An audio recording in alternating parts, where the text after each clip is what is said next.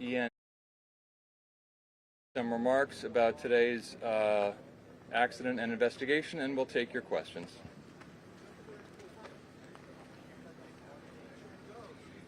Thank you for joining us. My name is Jennifer Homendy, and I'm the chair of the National Transportation Safety Board. Normally, our investigator in charge, his name is Marcel Muse, M-U-I-S-E. His first name is M-A-R-C-E-L. Marcel Muse is our investigator in charge for this investigation. But just given that we've arrived on scene today, it's very early. I've asked that he remain at the command post to continue what he is doing so that I can brief you on what we're doing so far. Also with me is one of our newest board members. This is Alvin Brown, and this is his training launch. So the NTSB arrived on scene at 6 a.m. To investigate an accident involving a Singapore-registered vessel with the name Dali, D-A-L-I, which made contact with the Francis Scott Key Bridge in Baltimore, Maryland, at around 1:30 a.m. this morning. The vessel is 985 feet long. It's a 95,000 gross ton container ship. I've seen information about crew members on board. We still need to verify the numbers of crew on board and their status. Under our Memorandum of Understanding with the Coast Guard, the NTSB is leading this investigation. The Coast Guard will support this investigation. Our Memorandum of Understanding, for example, provides for when an accident involves another mode of transportation and other factors, the NTSB will lead that investigation. Now, I want to thank the U.S. Coast Guard. We have a very cooperative relationship with the U.S. Coast Guard. I particularly want to thank Deputy Commandant for Operations, Vice Admiral Gautier. I want to thank Admiral Gilbreth, who's commander of the 5th Coast Guard District, and Captain O'Connell, who's the sector commander. Before I go on behalf of the NTSB, I want to extend our deepest sympathies to those who have been affected by this significant event. The NTSB, as I mentioned, does many significant transportation events, not just aviation. We do accidents and incidents in marine safety as well, and of course with bridges and other highway infrastructure. And for this, there were many that were affected by this collapse, and our deepest sympathies go out to the families, loved ones, and others who have been affected. I'm going to get questions on fatalities and injuries, which I'm not going to answer. That is not something that the NTSB answers. I will refer you to local authorities on all of that information. What I can tell you is a search and rescue is still underway. So we are very hopeful, and again, our thoughts are with the families and their loved ones. Again, we got here at 6 a.m. And we are standing back to allow the Coast Guard and Search and Rescue to continue their search and rescue operations while we gather information from the command post. There is a lot of information that we can begin to collect. We have a team of 24 on scene, including Member Brown and me. The team of experts include experts in nautical operations, and what they're going to look at and begin to collect is information on vessel operations, safety history, safety record. They'll look at the owner, they'll look at the operator, and they'll look at the operations this day, today, They will also look at company policy, any sort of safety management system or safety management program will be looked at by them, and our human performance team as well. We have a human performance expert here. We have an engineering team. We have survival factors, and then we have a team here that is getting the recorders. We also have a highway safety team, our team out of the Office of Highway Safety, including structural engineers, bridge experts who will be here and are continuing to come in. We have a few here, and one or two others are coming in the next few hours. We also have our family assistance team on site, and our family assistance team works with those that were affected by a particular event, families, friends, and other loved ones, and they will help them get in touch with the resources they need while also providing them with the information that they need as we move forward with our investigation. This is a team effort. There are a lot of entities right now in the command post, all focused on search and rescue as they should be. But I do want to in particular thank the Coast Guard, the Maryland Transportation Authority Police, the Federal Bureau of Investigations, the Baltimore Fire and Rescue, and the Maryland State Police. I also know that there are others on scene I'm sure I have missed. For example, Army Corps of Engineers is here, a great deal of expertise, and all focused on what is very important, which is the people first. I have been in contact with my counterpart in Singapore. Director Chong is the director of the Transport Safety Investigations Board.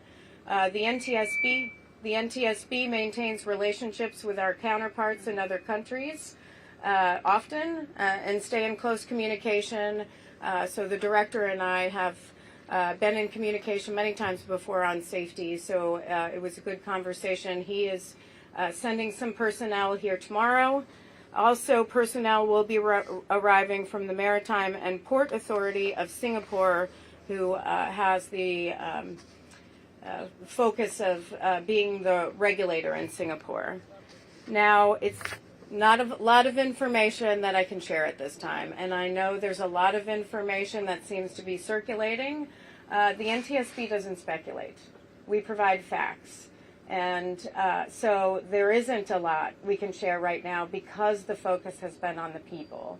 However, if you know me, I like to provide information as we can when we are able to verify those facts and be open about that. Transparency is one of our mandates, one of our core values. So please monitor ntsb.gov and X, where we will post when we're having another media briefing. We do have an organizational meeting tonight at 5 o'clock, which I mentioned, to determine where we want to go next on the investigation. But there's a lot of information we need to gather between now and then in the days and weeks that follow. So with that, I am going to take questions. I will call on you. Please state your name and your affiliation. We'll start with Tom and then go over here. Thank you, Chair Helmandy. Tom Costello with NBC News. You spoke of one of the teams within this NTSB structure looking for specifically the recorders on board the ship. Can you speak to what type of recorders may be on board the ship, and what do you hope that what information might they provide? Yeah, at this time, I will have more information about the recorders tomorrow. We chose not to board the vessel today to allow some time for the search and recovery, which we did not want to interfere with. That is the first and foremost. We do have some information, but we need to verify that information first before I provide that information, before I verify it. So we'll have that information tomorrow, or maybe later tonight if you want to check with me. Yes? With ABC News, how long will the search go on for today? The search is, it's a question on how long the search will go on today. The NTSB is not in charge of the search and rescue operation. That is the U.S. Coast Guard, so I would refer you to the Coast Guard for that information. Yep. Hi there, Nicole Shangas, CBS News. Were the tugs pulled loose before the ship lost control, and can you give us a rough timeline of when they were pulled loose? And also curious just what you can tell us about the timeline, how much time lapsed between the pilot notifying authorities and the actual crash? Yeah, there's a question on the tugs and the timeline. Again, I know this is all information you're looking for.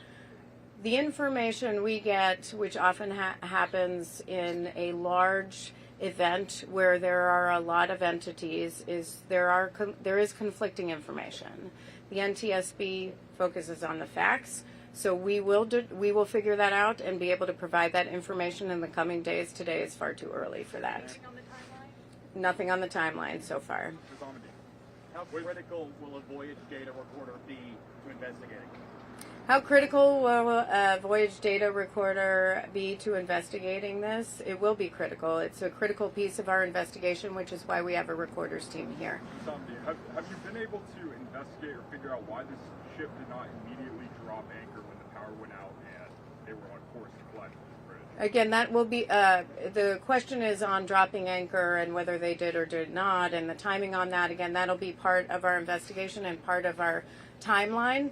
I can provide you more information on that in the coming days, but not today. Rena, about what I just wanted to check, do you have any information on the crew that was on board, their nationality? Were there 22 Indians on board? Apparently there's a report that says there were 22 Indians who were on board. The question is who was on board the vessel and nationalities.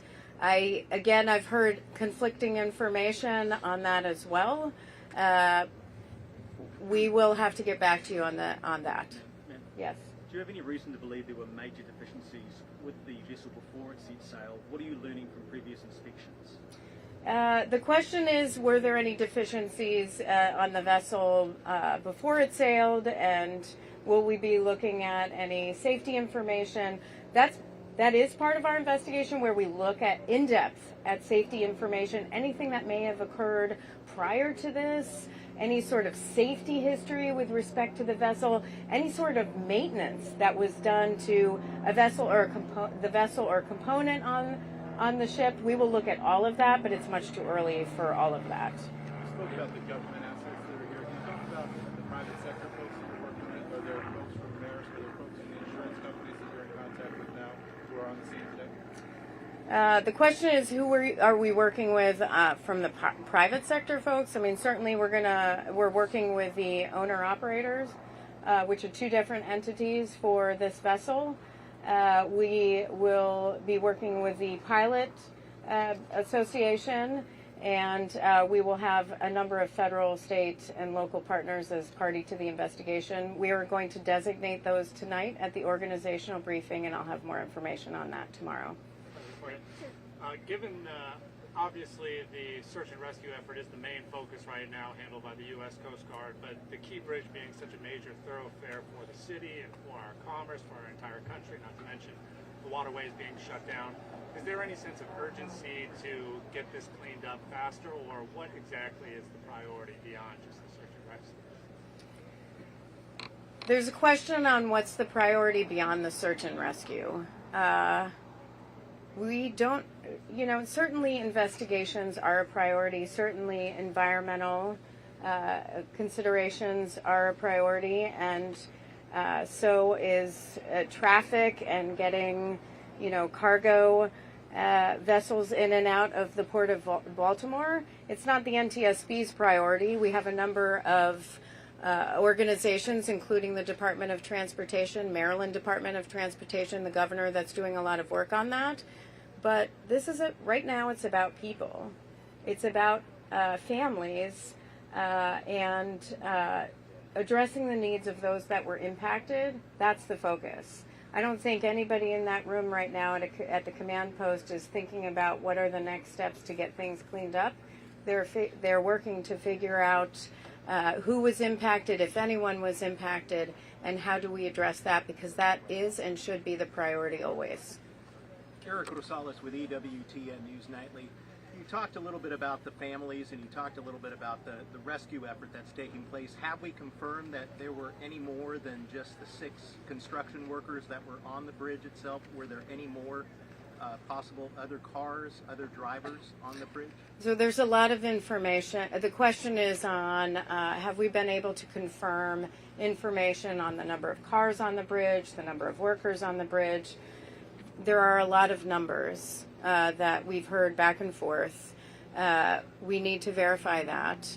The search team is doing that now. That's not for the NTSB. That is for the local authorities, Maryland State Police, and the Maryland Transportation Authority, as well as their federal partners through the Coast Guard, to be able to verify that information so in as particular. of right now, there could be other victims than just the 6 that you're searching for. There are, nobody is going by a number. They are just looking and they're searching. That's what's important. Yeah. Any kind of structural protection on the bridge? How it looks? I've been hearing about dolphins over concrete ways to stop a collapse like this. Can you tell us anything about the structure of what was once there? Yeah, the structure of the bridge, there's some questions about the structure of the bridge, protective structure around the bridge or around the piers to make sure there isn't a collapse. We are aware of what a structure should have. Part of our investigation will be how was this bridge constructed? It will look at the structure itself. Should there be any sort of safety improvements? All that will be part of our investigation. We go very broad in our investigation. But in this sense, has that bridge ever been flagged that needed some kind of security provision or something like that? The question is, has the bridge ever been flagged for any sort of safety deficiency or security deficiency? That is information that we will that will take time to dig through. I will just point to our recent investigation of the Fern Hollow bridge collapse, which took almost 2 years to get information on inspections and what was and was not done after those inspections, and whether there were records or not records maintained. That's specific to Fern Hollow Bridge, but it is very cumbersome process. It's a very meticulous process where they have to dig through a lot of information, so it will not be something that we will be able to verify while on scene. Are you able to speak at all about the reported power outage on the ship and whether the data reporter might provide any insight into that? The question is on the reported power failure. We've heard the reports. We've been made aware of those same reports about there being a power outage. I've also seen statements, media releases from Singapore as well. It's something that we take in, but something that we have to verify through our investigation that was what was part of the contributing cause here. So too early to tell. Yep. Andrew here from NPR. Can you confirm if the construction workers on the bridge were employed by Bronner's building? Can I confirm whether the construction workers on the bridge were employed by Bronner Builders Incorporated? That is the information we have. Bronner Builders Incorporated. Of course, sometimes they use subcontractors, so we don't have any information yet on subcontractors, but we do have information on the company itself. Chair, have they been able to confirm?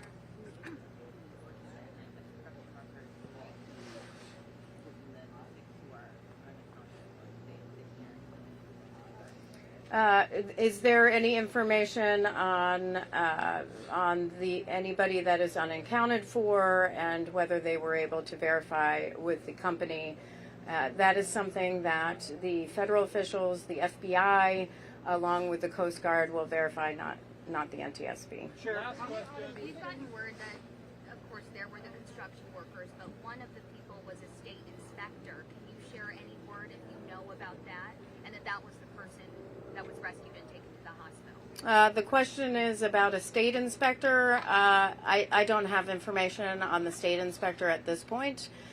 We are very focused on getting our investigative groups up and running. Again, let the search and rescue team do what they need to do to focus on the people. And then we are gathering information from the owner of the ship, of the vessel, and then the operator and others for this time. Again, that was my last question. For further information, and I know it's not a lot of information for the first day, but we just got here, and really the focus is on the families and the people. That is our main focus. That is everyone's main focus right now. The rest can wait. So please monitor ntsb.gov and our Twitter feed for the next briefing. Thank you. Ma'am, will Secretary Buttigieg be coming down here?